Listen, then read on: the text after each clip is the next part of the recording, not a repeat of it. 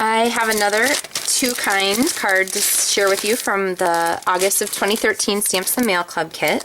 And I'm going to go ahead and dump out my packet here with all the pieces included. Everything for this card is pre-embossed for you with this awesome chevron background.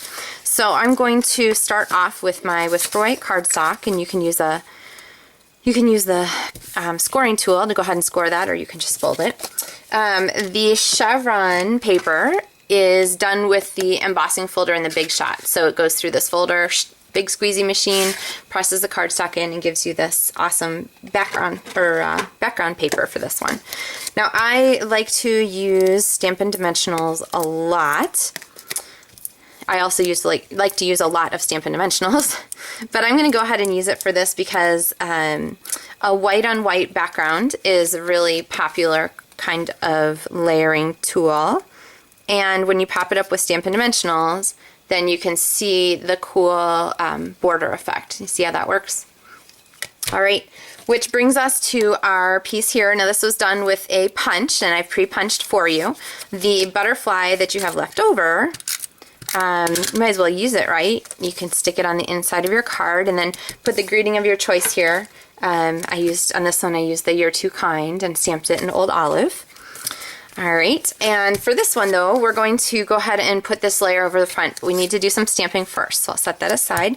Now, I'm going to show you a different way to use these stems. Sometimes you want to control a little bit more where your stems go. So instead of inking both stems, I'm going to just ink one. You want to make sure your stamp's clean so you don't get shadows. But I want one flower to come up here above the butterfly, so I'm going to stamp it just like that. Alright, and then I'm going to do another one here with our long stem. I'll do maybe down here. And then I'm going to go ahead and clean this off. Use my handy Stampin' Scrub. And I'm going to ink up the little archy one. It's got a cool sort of shape to it at the end, so I'm going to use this one to do the end of my stamps.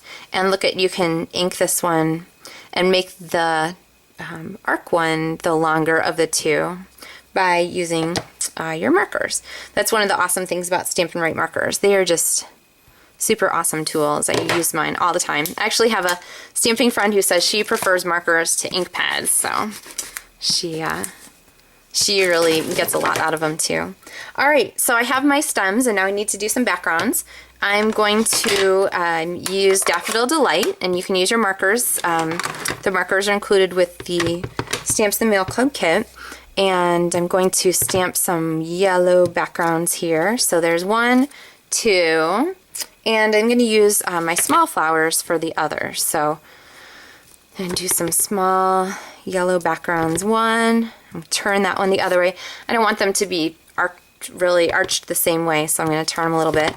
And then I'm going to switch this out and grab my pumpkin pie so I can do my second layer. So you're going to grab the stamp with a little less surface area is meant to be the top layer.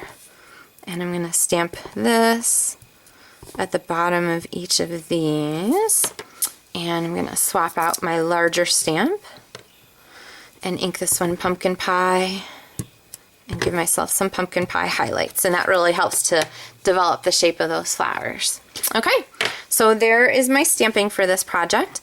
I'm going to take my snail adhesive and run a strip of snail along the bottom edge of my card, and then I'm going to do a layer here. Now I like to do this from the top down so that I can see how much of my border I have showing, and then you always smush on the back side. You don't want to smear your stamping. And then I'm going to go ahead and trim this off. And this is going to, whoa, wrong direction. This is going to layer across here, and I'm going to use more Stampin' Dimensionals because I love them. Dimension really adds a lot to your cards. You can take two cards that are exactly the same stamping, one with dimensionals and one without, and I really like the effect of the dimensionals. So, okay, so I have this layered on here, and then I'm going to take another little bit of our banner, and I'm going to make this one a little bit narrower. I'm going to cut it about, oh, I don't know, an 1.5 inches-ish, whatever looks good to you. And then I'm going to cut a banner tail. So I'll do a little trim there and then use my scissors to cut up to the center line on each side so that I get a cute little tail. And then this is going to sit here. I'm going to trim a little more off. Okay, then you need your rhinestone here, the large rhinestones or jumbo rhinestones. Love them. And I'm going to overlap this there. So the width of my banner is right about the same width as my rhinestone. And I'm going to give this a really strong bond by using my green lid glue, otherwise known as multi-purpose adhesive. But green lid glue is so descriptive, don't you think? Alright, I guess multi-purpose adhesive is descriptive too. I'll give it that. Alright, and I'm going to go ahead and stick that down. And there is our finished card. Don't forget to stamp your greeting in the center, but this is one of the projects from the August 2013 Stamps in the Mail Club.